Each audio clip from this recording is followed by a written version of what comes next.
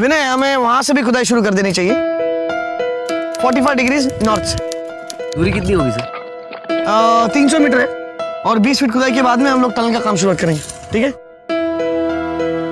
भाई लोगों, जल्दी जल्दी काम करो, उसके बाद टनल की तरफ भी काम करना है।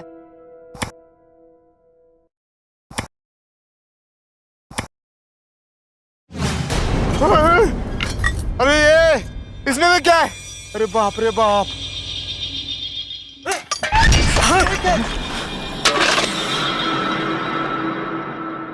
ए, ये क्या लगा रखा है? काम क्यों रोक दिया? अरे साहब, अभी हमको काम नहीं करने गए। साहब देखो साहब, इसको अभी हमको काम नहीं करने का है साहब, बस। अरे घबराओ मत, कुछ नहीं होगा। अरे नहीं होगा साहब हमसे अब अभी। अरे ऐसी साइट पे सब होता नहीं रहता है। साहब, मेरी बात तो सुनो। कुछ नहीं साहब, सुनने का बहुत हो गया, कुछ नहीं बात। अरे यार तुम लोग समझने की कोशिश नहीं करो साहब, ना। नहीं होगा साहब। भैया, हुआ क्या? कुछ नहीं सर, ह्यूमन स्केलेटन निकला है। क्या? अभी हमको यहाँ पर काम नहीं करने का है साहब। अब नहीं होगा साहब, अरे हमने मुर्दों को जगा दिया है साहब, अब वो हमें छोड़ने वाले नहीं है। गांव में कहर होने से कोई नहीं बचा पाएगा साहब। कैसी बातें कर रहे हैं आप लोग? ऐसा कुछ नहीं होता। और माइनिंग और खुदाई के काम में इस तरह की चीजें होती रहती हैं। इसका मतलब ये नहीं कि हम लोग डर कर भाग जाएं और काम बंद कर दें। काम बिल्कुल बंद नहीं होगा, ठीक है?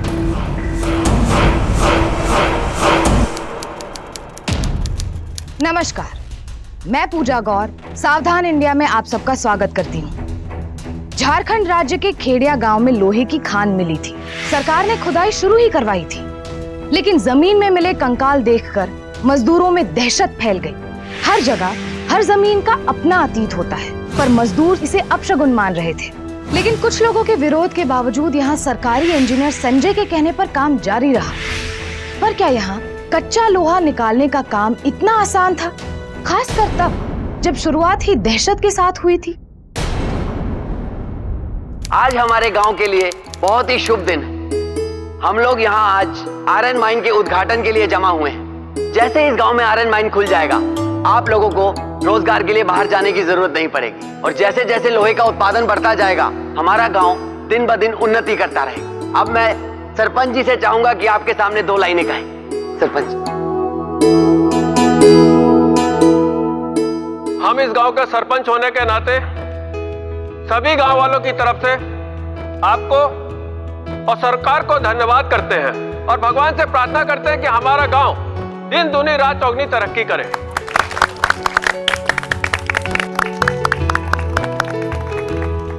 और अब मैं इस माइन के chief engineer mister Sanjay ji से दरख्वास्त करूंगा कि वो नारियल फोड़कर इस आयरन माइन का शुभारंभ करें। संजय जी।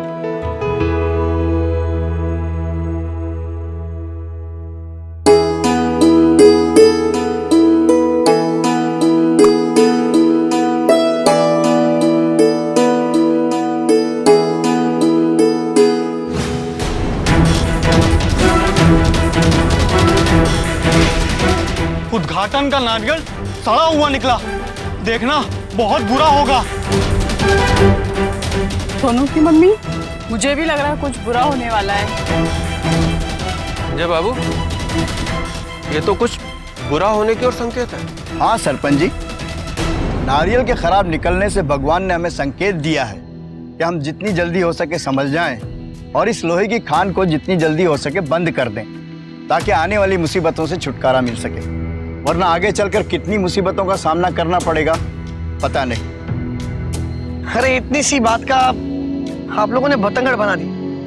ये अशुभ अशुभ कुछ नहीं होता। और ये तो एक महज इत्तेफाक है कि ये नारियल अंदर से सड़ा हुआ निकला। और जब तक हम लोग नारियल फोड़ेंगे नहीं, हमें पता कैसे चलेगा कि नारियल अंदर से अच्छा है या खराब? देखिए, इन सारी छोटी छोटी बातों से आप घबराइए मत, परेशान मत होइए।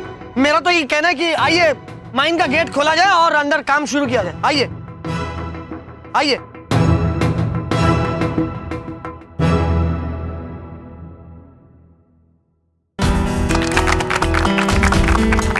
पहले हुए हादसों के बावजूद माइन के चीफ इंजीनियर संजय की कोशिशों के कारण माइन का उद्घाटन तो हो गया था, पर वहां कुछ ऐसा होने वाला था जिसकी किसी ने कल्पना भी नहीं की थी।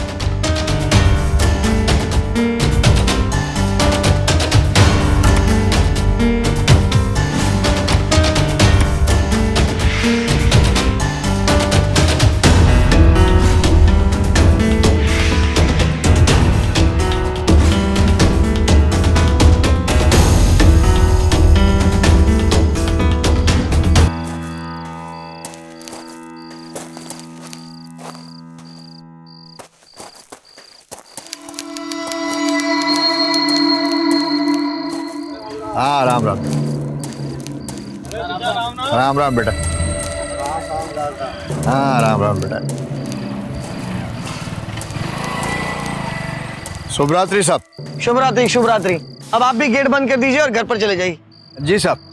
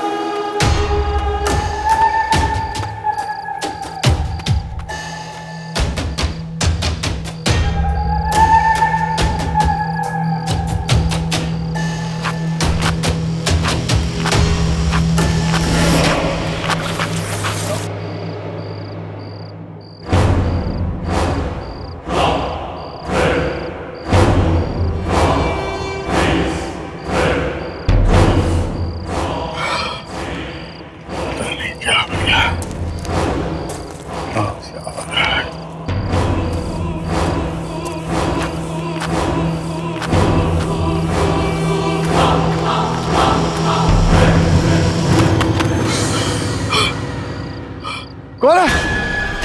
कौन है यहाँ पे? सामने आओ। यहाँ तो कोई नहीं है।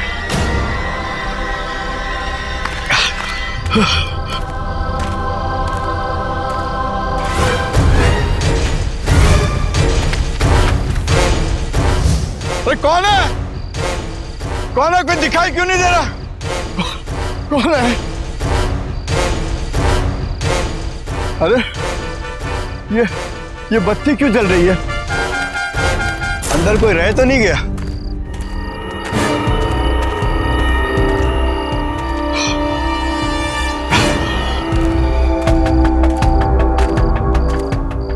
अरे ये लाइट को क्या हुआ?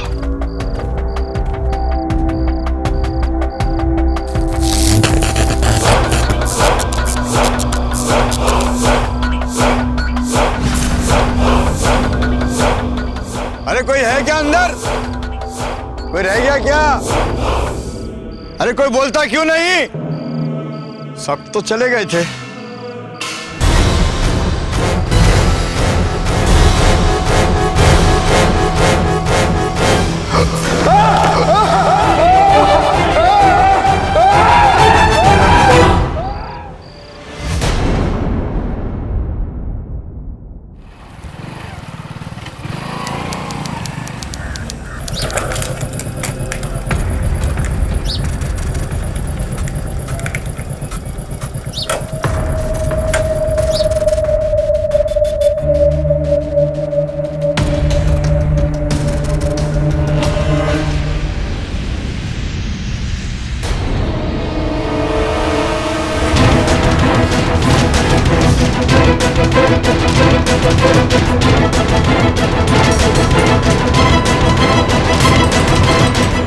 नहीं साहब, इनका कोई भी नहीं था। शादी ब्याह भी नहीं किए। इनका जो भी रिश्ता था गांव वालों से ही था। किसी से कोई दुश्मनी थी क्या? नहीं साहब, ऐसा कोई नहीं था। साहब, कत्ल का कोई ठोस सबूत नहीं है। मुझे ऐसा लगता है कि इन्हें जमीन में ऐसे ही जिंदा गाड़ दिया था, जिससे इनकी दम घुटने से मौत हो गई। गोपी, सवाल ये उठता है कि कोई इनका इतनी बेरहमी से कत्ल करेगा ही क्यों? खैर, आगे की जांच के लिए इस लाश को पोस्टमार्टम के लिए भेज। Okay sir. और हाँ इंजीनियर साहब, पुलिस की कार्रवाई के लिए ये माइन आज के लिए बंद रखना होगा। बुझ रहे हैं? इस सब बात के पीछे कोई और ही बात लग रही है इंस्पेक्टर साहब। जब से इस माइन का उद्घाटन हुआ तब से रोज कोई ना कोई गड़बड़ हो रही है। पहले नारियल खराब निकला और उसके बाद जमीन की खुदाई हुई तो उसके अंदर से मरे हुए आदमियों की हड्डी, और अब ये माइन के चौकीदार की इतनी दर्दनाक मौत। ये सब इस बात की ओर इशारा कर रहे हैं कि जरूर माइन के अंदर कोई बुरी ताकत है। हम तो पहले ही बोले थे, अगर इस जमीन पर माइन बनी और खुदाई का काम शुरू हुआ तो खान में काम करने वाले मजदूरों पर और गांव वालों पर कहर टूटेगा। संजय बाबू, मेरी सलाह मानिए तो माइन में काम बंद करवा दीजिए। माइन में काम बंद होने के बाद ही ऐसे हादसों पर रोक लगेगी।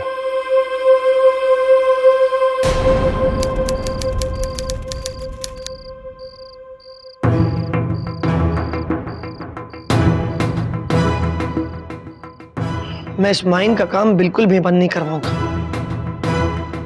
कैसी बकवास बातें हैं ये। भला जमीन में गड़े हुए मुर्दे बाहर निकलकर कभी किसी को मार सकते हैं? कैसी गंदी सोच है इन लोगों की। किसी का खून हुआ है और उसकी छानबीन करने के बजाय लोग उन्हें दोषी ठहराएं जो काफी साल पहले मर चुके हैं। और इन सारी चीजों के लिए मैं इस माइन को बंद करा दूं जो इस गांव की तरक्की लाने वाला है, जो गांव को आगे ले जाने वाला है? और किसने? देखो, अब जो कुछ भी कह रहे सब कुछ सही है, लेकिन हम ये भी तो नहीं भूल सकते कि ये हादसा माइन के बाहर और माइन के गार्ड के साथ ही हुआ है। मुझे नहीं पता इन सब के पीछे कौन है। मुझे तो सिर्फ और सिर्फ आपकी फिक्र हो रही है। देखो दीपा, तुम बेकार में चिंता कर रही हो। ऐसा भी तो हो सकता है ना कि उस चौकीदार की किसी के साथ आपसी दुश्मनी रही हो, जिस वजह से उसने उसे। खैर, तुम बिल्कुल फिक्र मत करो। एक बार सच सामने आ जाएगा तो लोगों के मन में जो माइन का डर है वो भी निकल जाएगा।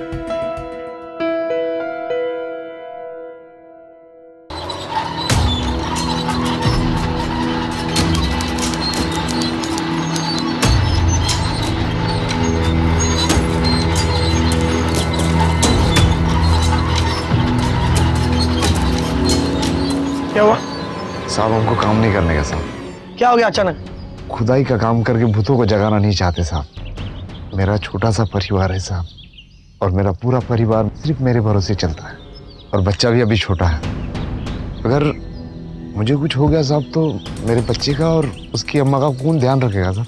इसीलिए माफी चाहते हैं बस। पागल तो नहीं होगा तुम लोग? और ये क्या फालतू की बातें लगा के रखी? किसी को कुछ नहीं होने वाला, कोई नहीं मरने वाला। अपने अपने औजार उठा और काम पे चलो। चीफ इंजीनियर हूं मैं यहाँ पे, और ये मेरा ऑर्डर है कि यहाँ पर काम बंद नहीं होगा, मतलब बंद नहीं होगा। उड़ाओ औजार, चलो आप अपने काम पे।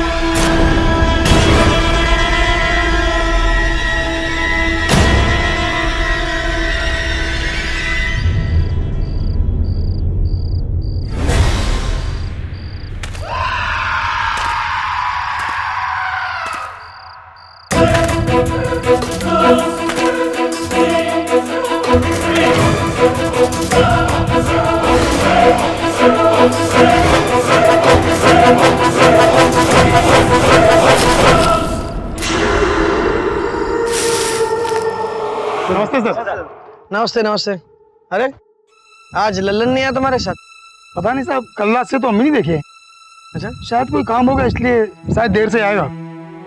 ठीक है, तुम लोग अपना काम करो, जैसे ही वो आता है मेरे पास भेज देना उसे। ठीक है सर। ठीक।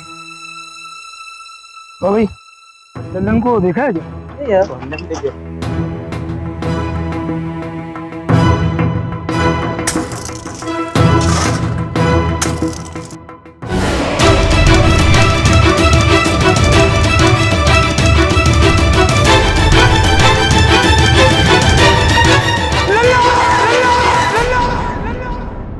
चलो ले आओ आराम से। लेटा यहाँ। हमको तो लगता है दद्दू जी आप ठीक ही बोल रहे थे। इस माइन से जुड़े लोगों का एक के बाद एक खून हो जाना आपकी बातों को सच साबित करता है। मुझे इन सारी बातों पर यकीन नहीं है, क्योंकि इन सारी चीजों के पीछे भूत प्रेत आत्मा उनके अलावा और भी कोई हो सकता है जो हमें फिलहाल नजर नहीं आ रहा। और इन सारी बातों पर विश्वास करने के बजाय हम सब लोगों को एकजुट होकर उस मुजरिम को ढूंढना होगा, क्योंकि जब तक हम इन सारी बातों पर विश्वास करते रहेंगे कोई ना कोई हमारे इस विश्वास का गलत फायदा उठाते रहेगा और इस तरह की घटनाएं हमेशा होती रहेंगी। भविष्य में ये लोहे की खान इस गांव में तरक्की लेकर आएगा और जो इस तरक्की के खिलाफ है वही इन सारी चीजों का जिम्मेदार है। संजय बाबू, गांव की तरक्की के आगे कोई भी नहीं है।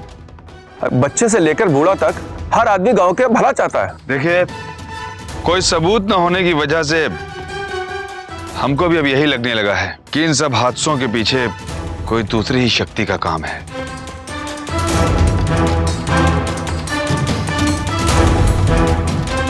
संजय बाबू, गांव वालों की भलाई के लिए और यहां पर और कोई हादसा न हो और इस गांव वालों को और कोई नुकसान न हो, इसलिए इस माइन को बंद करना होगा।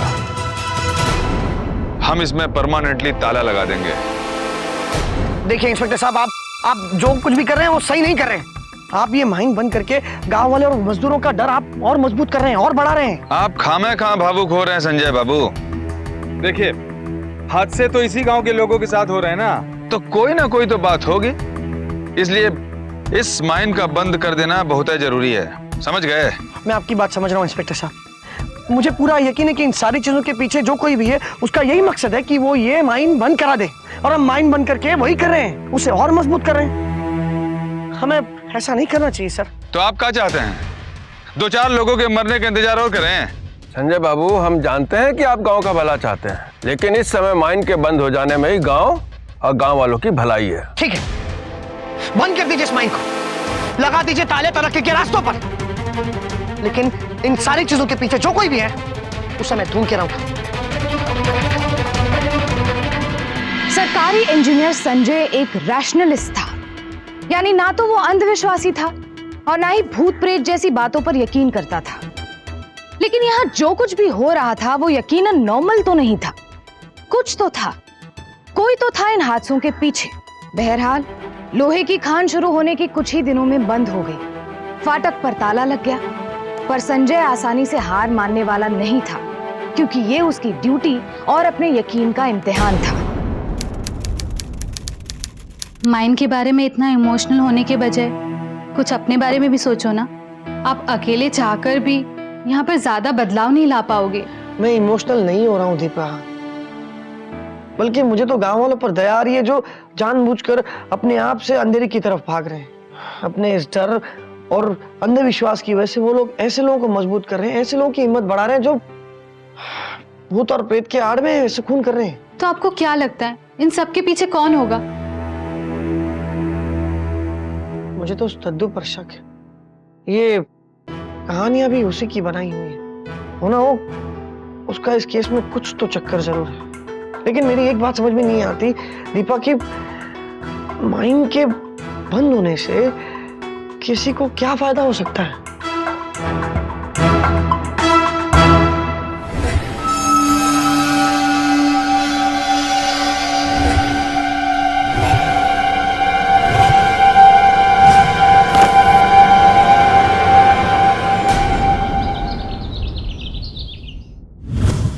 इतना बड़ा ताला अपने आप कैसे टूट सकता है? इसका मतलब है कि माइन का भूत माइन से बाहर आ गया है। अब तो हम लोग गांव में भी सुरक्षित नहीं है। हमसे बहुत बड़ी गलती हुई जो हमने माइन में काम शुरू करवाया। हे भगवान, हम गांव वालों की रक्षा करना, कृपा करना हम पर।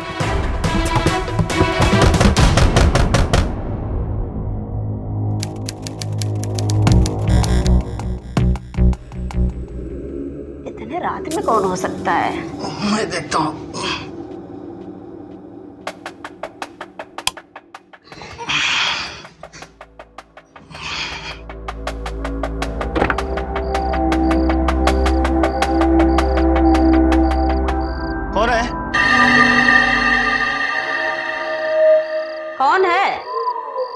कौन है?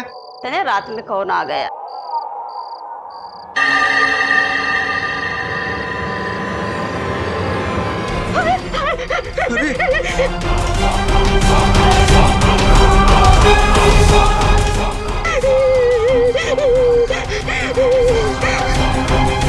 पहले तो जोर जोर से दरवाजा ठकठकाने की आवाज आई, फिर हम दरवाजा खोले तो दूर दूर तक कोई दिखाई नहीं दिया और बाहर मानव कंकाल के टुकड़े पड़े थे। कल रात हमारे घर पे भी अचानक पथराव होने लगा, लेकिन समझ में नहीं आ रहा था कौन कर रहा था। ये सब वो माइन में दफन हुए मुर्दों का ही काम है जो अब माइन से बाहर आ गए हैं। इस मुसीबत से छुटकारा पाने का कोई तो उपाय होगा सरपंच जी। इस मुसीबत से छुटकारा पाने का सिर्फ एक ही तरीका है। अगर हम सब लोग मिलकर एकजुट होकर ये ढूंढने की कोशिश करें कि इन सारे हादसों के पीछे कौन है, जो भूत प्रेत आत्मा नहीं बल्कि एक इंसान है। मुझे पूरा यकीन है कि अगर हम सब मिलकर उसे ढूंढें तो उसे हम जल्द से जल्द ढूंढ लेंगे। ये सब कहकर तुम मुर्दों के अस्तित्व को ललकार रहे हो, ये तुम ठीक नहीं कर रहे हो। ठीक तो आप नहीं कर रहे दादू जी, आप उम्र में बड़े हैं, गांव के लोग आपकी इज्जत करते हैं, आपका सत्कार करते हैं, आपका सम्मान करते हैं, आपकी सारी बातों पर विश्वास करते हैं और आप गांव के लोगों को मनगढ़ंत कहानियां सुनाकर उन्हें डराते हैं। हम उम्र में बड़े हैं, इसलिए हमारा फर्ज बनता है कि हम हमारे बच्चों को आने वाली मुसीबतों से बचाएं। और हम तुमको भी एक सलाह देना चाहते हैं कि तुम मुर्दों के अस्तित्व को नकार कर ठीक नहीं कर रहे हो। भलाई तो इसी में है कि तुम अपने परिवार को लेकर शहर चले जाओ, वरना कल कोई मुसीबत आई तो हमको दोष देने मत आना।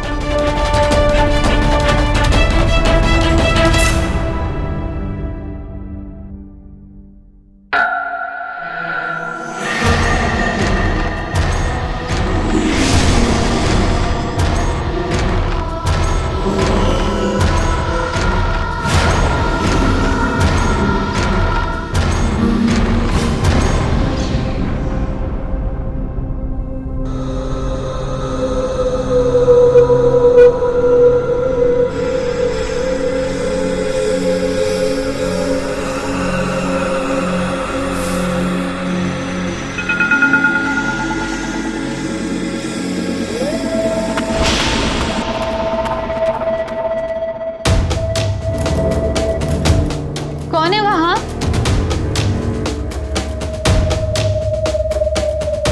कौन है वहां?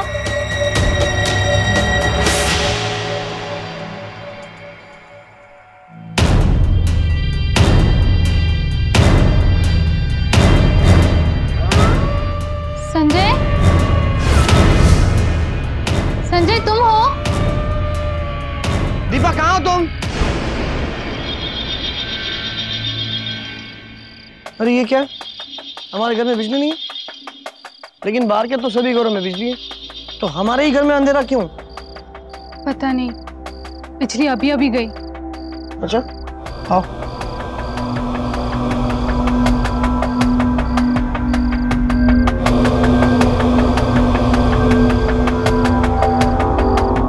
अरे ये क्या, मेन स्विच तो बंद है, लेकिन इसे कौन बंद कर सकता है?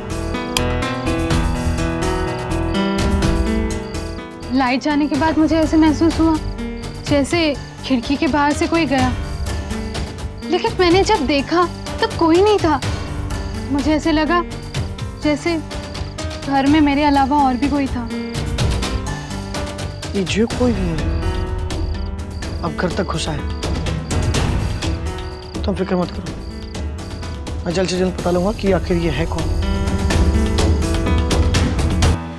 अब तक जो हादसे और अजीबोगरीब घटनाएं गांव में हो रही थी वो अब संजय के घर में होने लगी, यानी खतरा अब उसके परिवार पर भी मंडरा रहा था। तो क्या अगली मौत उसकी पत्नी की होनी थी? जाहिर है कि अब कोई भी खतरे से बाहर नहीं था, खुद संजय भी नहीं, पर असलियत का पर्दाफाश किए बिना वो पीछे हटने को तैयार भी नहीं था। अब ऐसे में आगे क्या होने वाला था? बहुत मजा आ गया।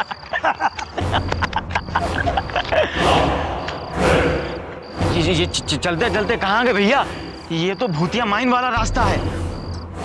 चल निकलते यहाँ से। इतनी टकटकी बांध के क्या देख रहे हैं? लोहे की खान की तरफ देखो जरा। माइन में तो काम बंद करा दिया गया था, पर ये लाइट कैसी चल रही है? आओ देखते हैं जरा। अरे रुकना। हाँ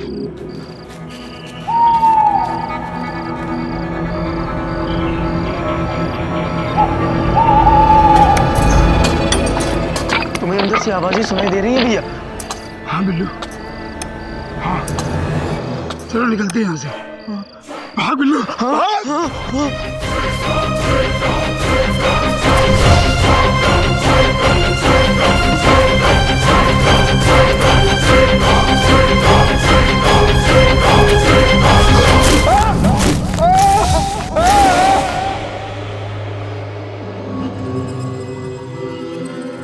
संजय बाबू, ये सब कुछ भी नहीं होता अगर उसी दिन आप काम रुकवा दिए होते जिस दिन खुदाई में मानव कंकाल निकले थे। लेकिन आपकी जिद की वजह से हम गांव वालों के ऊपर कहर टूट पड़ा है। गांव में एक के बाद एक हो रही मौतें रहस्य बन चुकी थी।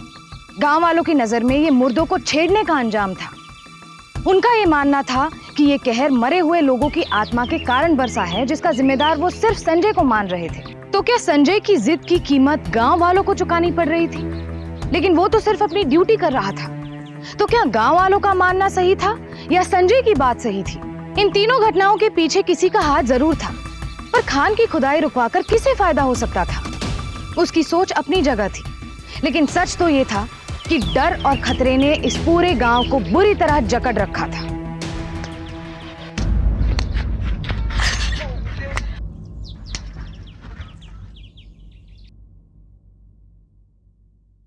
सोनू, उधर मत जाओ। अरे मैं अभी आया।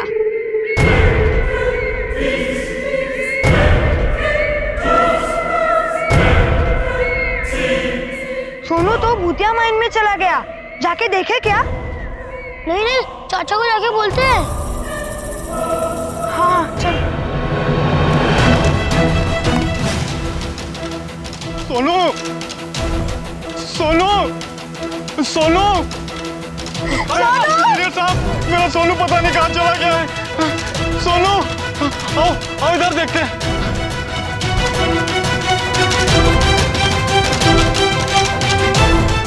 सोनू, सोनू,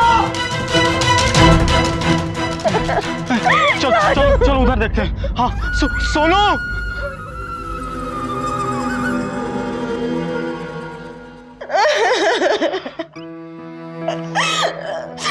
देखिए आप लोग फिक्र मत कीजिए, पुलिस वाले आपके बेटे को ढूंढ रहे हैं। सोनू मिल जाएगा।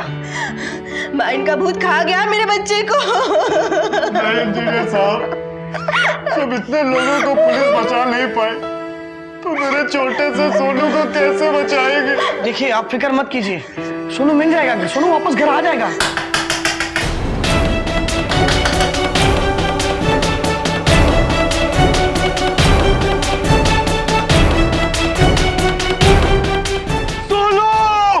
अब कल रात सोनू और उसके परिवार के साथ में जो घटित हुआ है, उसे देखते हुए हम ये फैसला लिए हैं कि हम अपने परिवार समेत पूरा गांव आज रात तक खाली कर देंगे।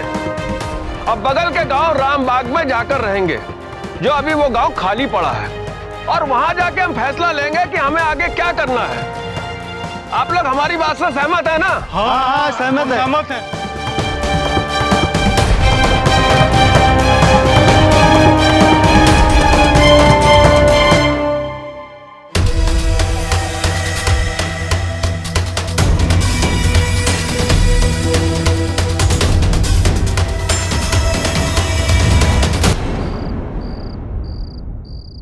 सुनिए, आपका बैग।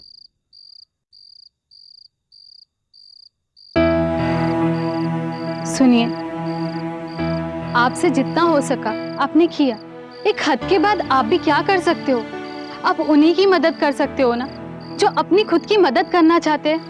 आप इस लड़ाई में अकेले हो, मेरी बात समझने की कोशिश कीजिए। अकेले ही सही थी, लेकिन डर के खिलाफ ये लड़ाई में लड़कर रहूंगा।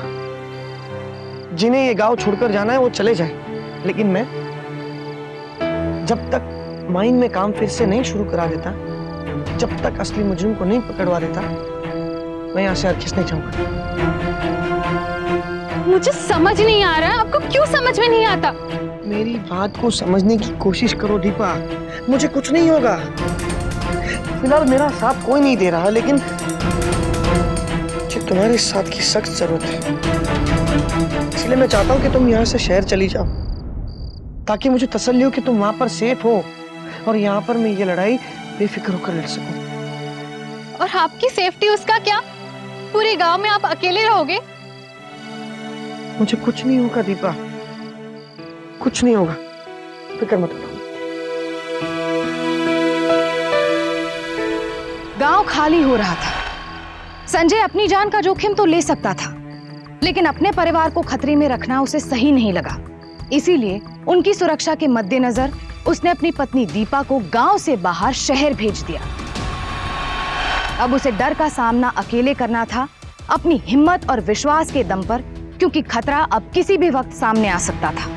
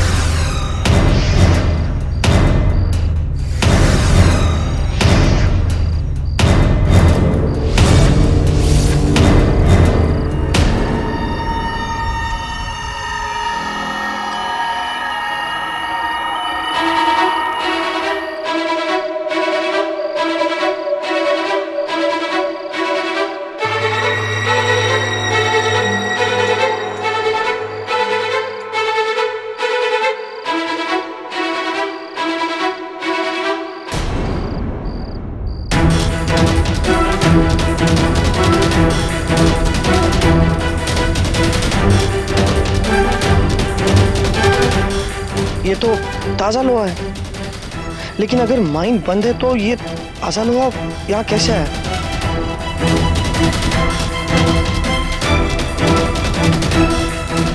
एक मिनट, कहाँ जा रहे हो? साहब से मिलना है।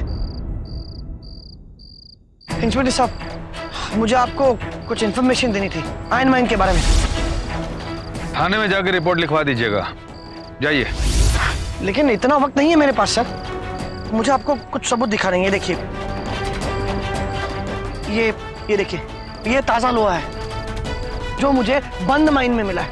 अगर आप इसे गौर से देखेंगे तो साफ साफ पता चलता है कि इसे हाल ही में 1-2 दिन में ही खुदान से निकाला गया है, और ये तभी हो सकता है जब माइन में काम हो रहा हो, और हमें माइन में काम बंद करके तकरीबन 3 हफ्ते हो चुके हैं। तो सोचने वाली बात यह है कि ये लोहा इतना ताजा कैसे? संजय बाबू, माना कि आप जो कह रहे हैं उस बात में दम है और उसकी छानबीन भी होनी चाहिए, लेकिन आपको बुझा रहा है कि बंद किए गए माइन के अंदर चोरी छुपे घुसना कानूनन जुर्म है। मैं जानता हूं इंस्पेक्टर साहब, I am very very sorry, लेकिन मुझे ये सब कुछ करना पड़ा ताकि मैं सच्चाई आपके सामने ला सकूं।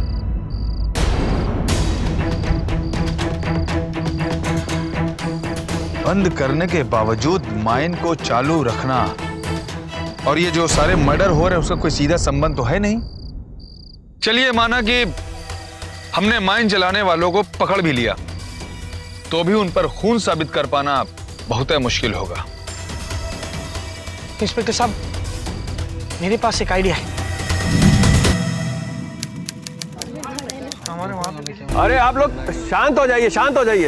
एक इंस्पेक्टर साहब, आपके कहने अनुसार हम सारे गांव वालों को यहाँ वापस ले आए हैं, लेकिन आप ऐसा कौन सा उपाय निकाले हैं जिससे कि अब गांव में हादसे नहीं होंगे? देखिए सरपंच जी, आप सब लोगों के गांव से चले जाने के बाद हमको बड़ी चिंता हुई, इसलिए हम एक ज्ञानी महाराज के पास गए और उनको उस माइन के भूत के बारे में बताया। तो उन्होंने हमसे कहा कि अगर गांव के सारे लोग इकट्ठा होकर महायज्ञ करें तो इस गांव से और उस माइन से भूत प्रेत का साया हमेशा के लिए खत्म हो जाएगा। ये तो बहुत अच्छी बात है। अरे हम और पूरा गांव आपके साथ में है, क्या भाइयों? हाँ, हम आपके साथ में हैं, हम आपके साथ हैं। तो ठीक है, यज्ञ करवा देते हैं।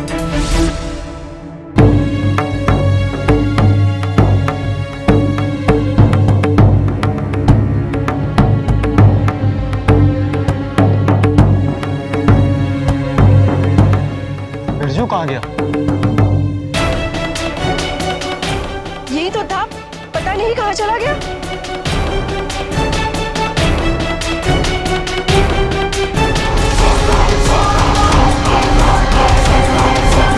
आप लोगों पे भरोसा करके हम गांव तो लौट आए, लेकिन जो हमारे पहले लड़के के साथ हुआ आज वही हमारे दूसरे लड़के के साथ हो रहा है।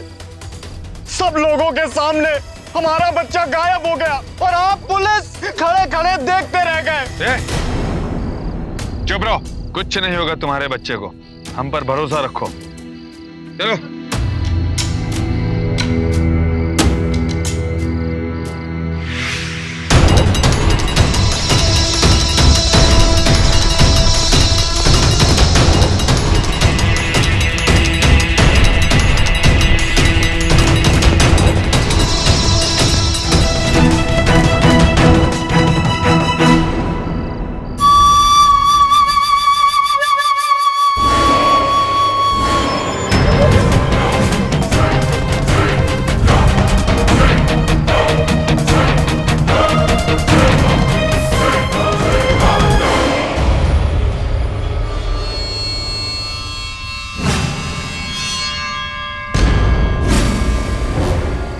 विनय, तुम?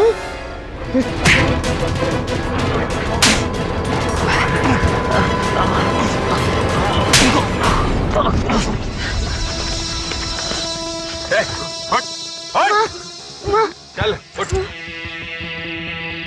माइन के जिस भूत से तुम सब लोग डरा करते थे वो ये विनय है। इसने आप सब लोगों को डराने की कोशिश की, इसने सारे खून किए। ये सारे खून तूने क्यों किए? बोल। बता क्यों किया?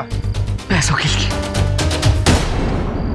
अपने शहर से दूर, अपने घर से दूर, इस गांव में रहकर, इस माइन में काम कर कर मुझे बस इतनी ही सैलरी मिलती थी जिससे ना तो मेरा परिवार संतुष्ट था और ना ही मैंने देखा कि इस गांव के लोग अंधविश्वास और अपशुगन पे कितना यकीन करते हैं, तो भूत प्रेत और आत्माओं पे कितना यकीन करते होंगे। यही देख के मैंने एक ऐसा प्लान बनाया जिसमें सबसे पहले मैंने माइन के आसपास डर पैदा करके माइन को बंद करवा दिया। फिर धीरे धीरे मैंने ये सारा गांव खाली करवा दिया ताकि मैं अपने कुछ लोगों को इस माइन में काम करवा के लोहा बेच सकूं। तुम्हें अंदर से आवाजें सुनाई दे रही हैं भैया? हाँ बिल्लू। हाँ। जब इस माइन पे कब्जा कर कर लाखों रुपया कमाया जा सकता है तो फिर एक छोटी सी नौकरी करके हजारों रुपए कमाने का क्या फायदा? बस यही प्लान था मेरा। एक बात बता, इतना सब कुछ तूने अकेले कैसे कर लिया रे? हाँ? नहीं, अकेले नहीं, मुझे इस काम के लिए एक ऐसे इंसान की जरूरत थी जो इसी गांव का हो। मेरे इस काम को अंजाम देने के लिए मेरा साथ दिया सरपंच।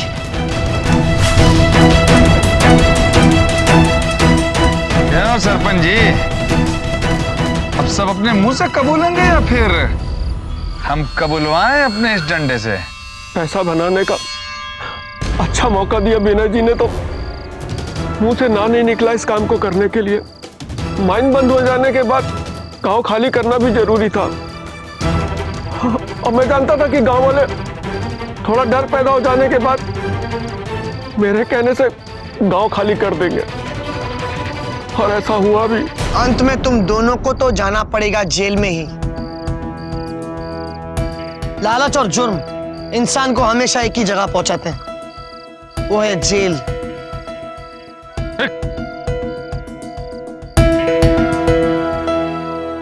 थैंक यू संजय बाबू।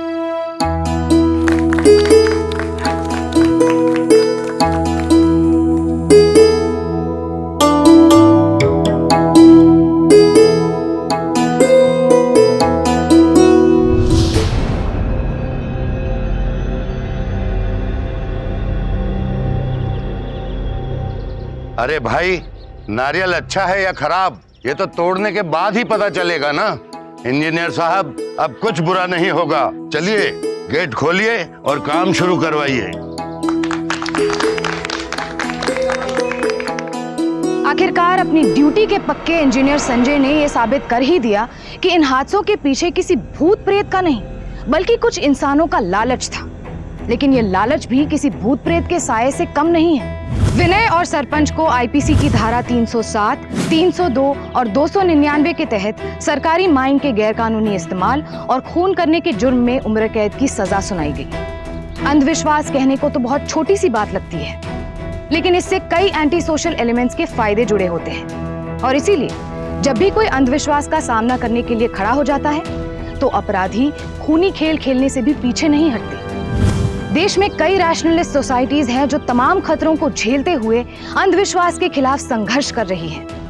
लेकिन हमें खुद भी सावधान रहना जरूरी है, क्योंकि अंधविश्वास एक ऐसा दुश्मन है जो हमेशा आपका शुभ चिंतक बनकर आता है। तो सावधान रहिए अपने अंदर छिपे अंधविश्वास के दुश्मन से, ताकि कोई और आपके डर का फायदा ना उठा सके। फिर होगी आपसे मुलाकात ऐसी ही एक और सच्ची घटना के साथ। तब तक सावधान इंडिया, इंडिया फाइट्स बैक। तो सावधान।